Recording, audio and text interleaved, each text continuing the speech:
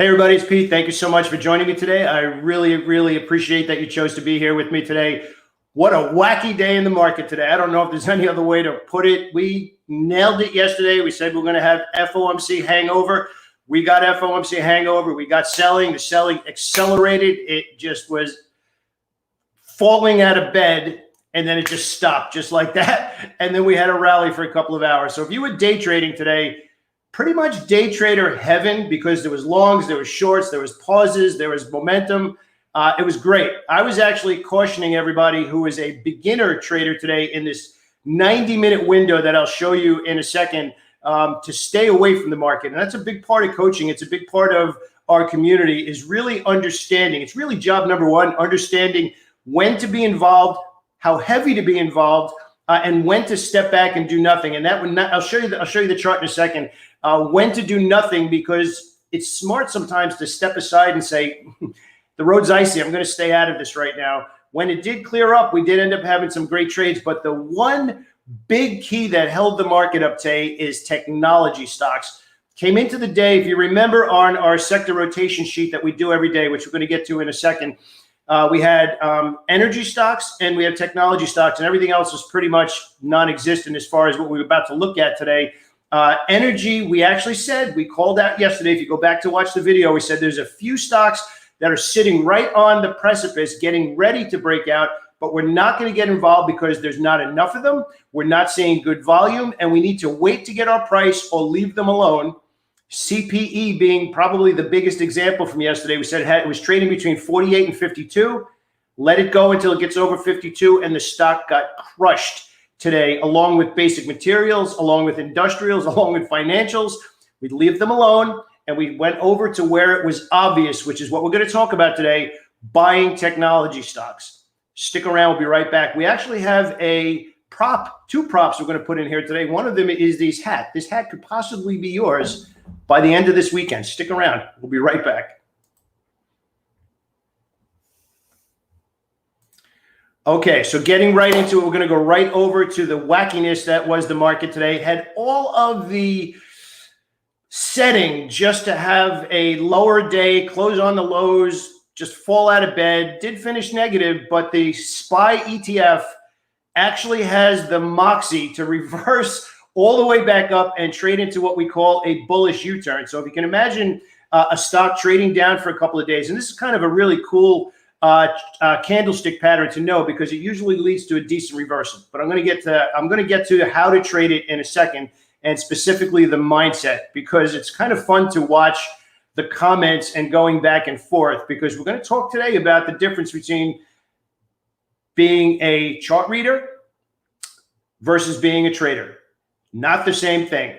But what we're going to talk about now is the bullish U-turn, which is, if you can imagine that this is yesterday's low, and today, and let's say it went down for 2 days and closed on the lows and opens lower, trades beneath the previous day's low, reverses back up. So it goes down, reverses, closes above the open, so it's a green candlestick, and closes above the previous day's low. It happened in the SPY ETF today. I'm going to show you that in a second. We also have a ton of breakout trades. The list of stocks, and I'm going to show you the actual full list of stocks today. The list of stocks is dominated by technology stocks. Now, here's what I want to get across, because we've had healthy conversations with a few people in the comments recently, and I welcome all feedback about whether or not trades work. Here's what I want to get across to you. If you know even the slightest bit about trading, you could be a profitable trader if you have the proper risk reward and hold your profits to where they're supposed to go and cut your losses. Even as low as 30% win-loss ratio, you can still be profitable. So here's what we're going to talk about right now, setting the mindset of the difference between chart reader and trader. And I really hope you elevate yourself to trader.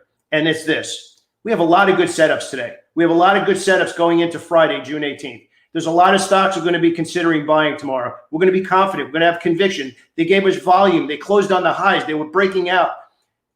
You'll see the list in a second. Everything looks good to get follow through tomorrow. If we don't, we will still take the trade. We will put on our big boy pants or big girl pants, if you happen to be a woman who's a trader, we've got a lot of women in our community, which I'm very grateful for. If they follow through, great, we'll manage them.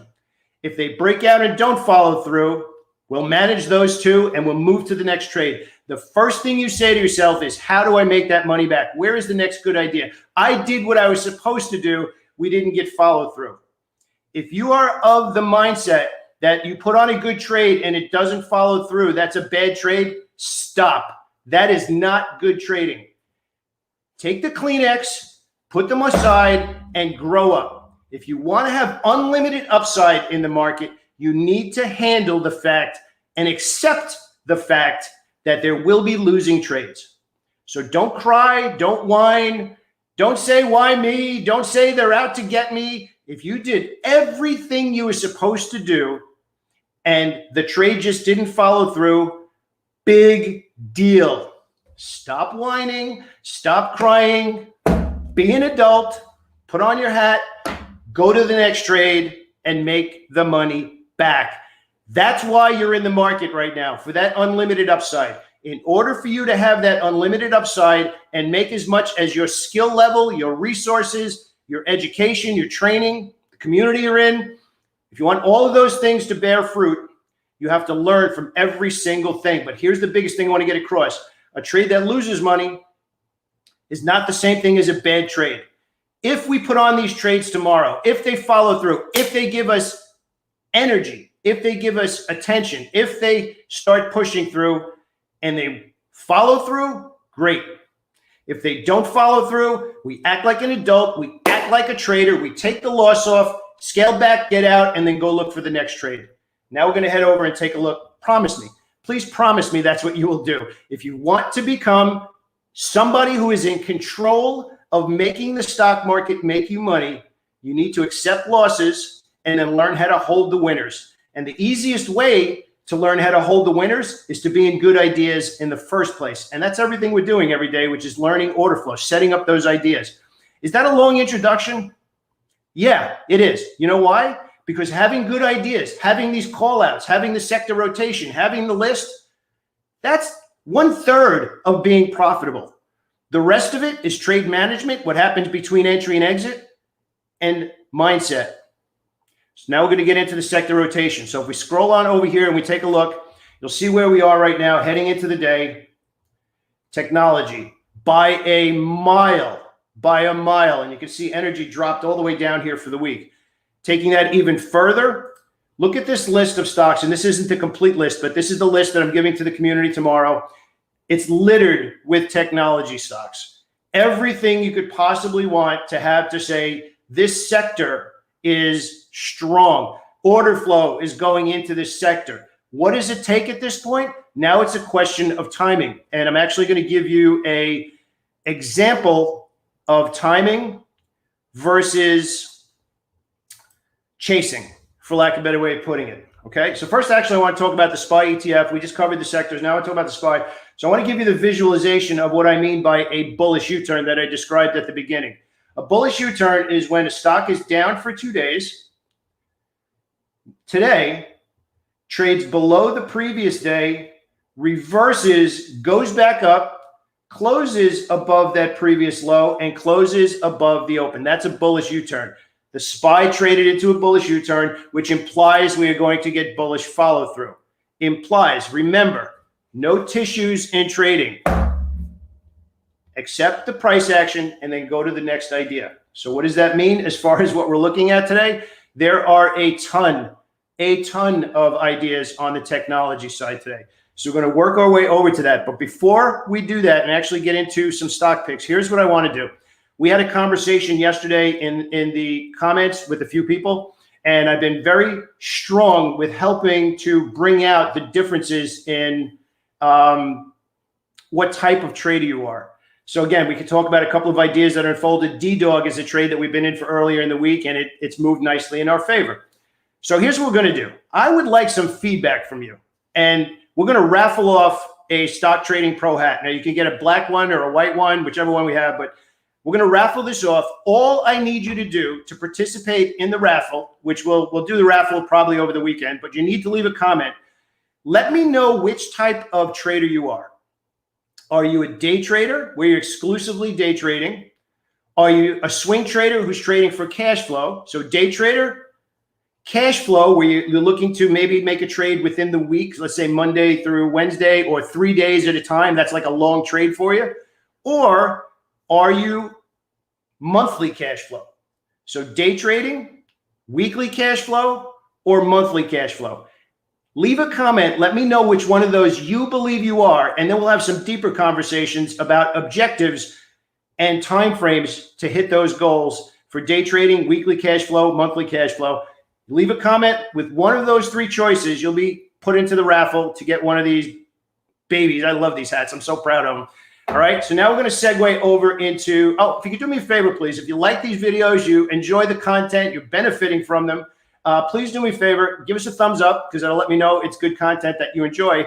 Subscribe and hit the alert because that will send an email, I believe, from YouTube for the next video that comes out.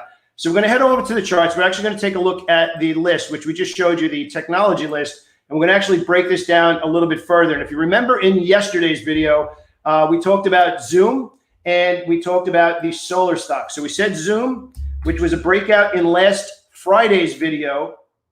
Here's the breakout level, broke out, paused for 3 days, and then took off again. So we actually have our initial profit target at 380. The optimal profit target that we're looking at is 400. So we got some follow through there today. If you also remember last week, we were very on top of solar stocks, and we said they're creeping in. They're starting to see buying, and it's spreading it across the board. Last week, we talked about JKS, and we talked about the difference between getting long and booking profits on the hourly chart and getting stingy when this moved higher if you were trading for weekly cash flow. Now we're seeing money flowing into the sector, into different stocks. So you're starting to see the footprints of smart money making their way into this sector. ENPH. Run. What are we doing here? We are doing exactly what I walk you through at the start of every video, which is first looking at the market. Remember the stock market power pyramid that we have, the market, the sector, the industry group, and the stock. Right now, the SPY and the market and the Q, the NASDAQ, they're all still at all-time highs, despite all of this stuff that's going on in the back.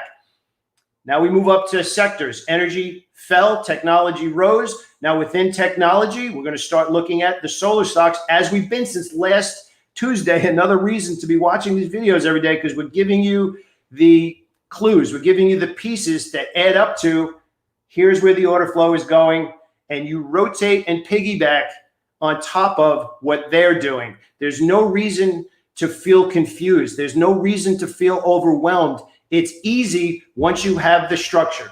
What is the market doing? What is the sectors doing? What are the groups? And then which individual stocks. So we're going to head back over to the charts. We're going to take a look at some ideas that we're looking at for tomorrow, and we're going to focus mostly on these tech stocks because the industrials, basic materials, financial stocks got hit really hard today. So what is the whole market looking for tomorrow? Tech stocks to hold the market up, and some of these other beaten up stocks to catch a bid. That's the terminology, catch a bid. If these other beaten up stocks catch a bid and the tech stocks remain strong, we should have a really good day for follow through on Friday. So let's dive back into some of the tech stocks that we're going to be keeping an eye on. NVIDIA. All right, NVIDIA, again, hopefully you get the language down that we talk about quite a bit. A push and a pause, a push and a pause, a push and a pause, and another push. And look at the amount of money spent to make that push. DocuSign, we get a big question about whether or not stocks are at the optimal entry. Well, there you go. A push and a push and a pause right in front of before it takes off. So another one we're going to be looking for. If it breaks out, we'll be involved.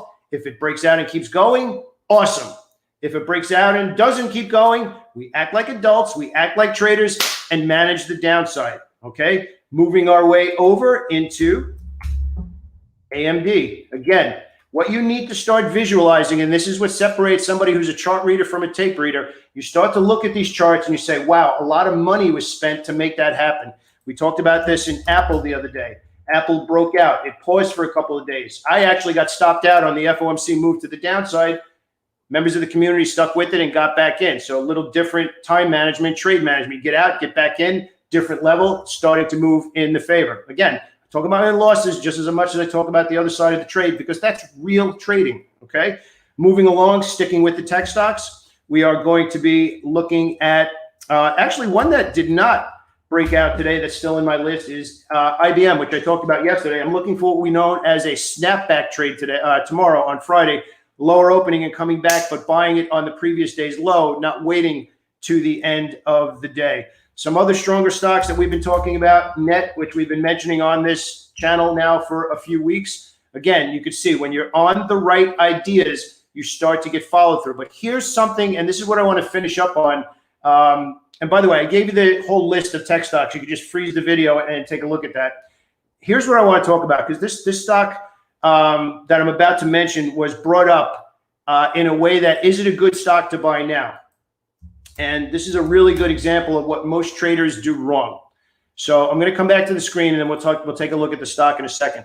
As I mentioned a lot recently, there's a lot of traders that get in and they look for scans. What's up really big? What's up really big? And then they get involved and they don't see what does the stock normally do? How far has the stock recently gone? And they're chasing it and they buy it. And then it's 7 days after the move starts, and that's the normal move for let's say a bullish move in that stock.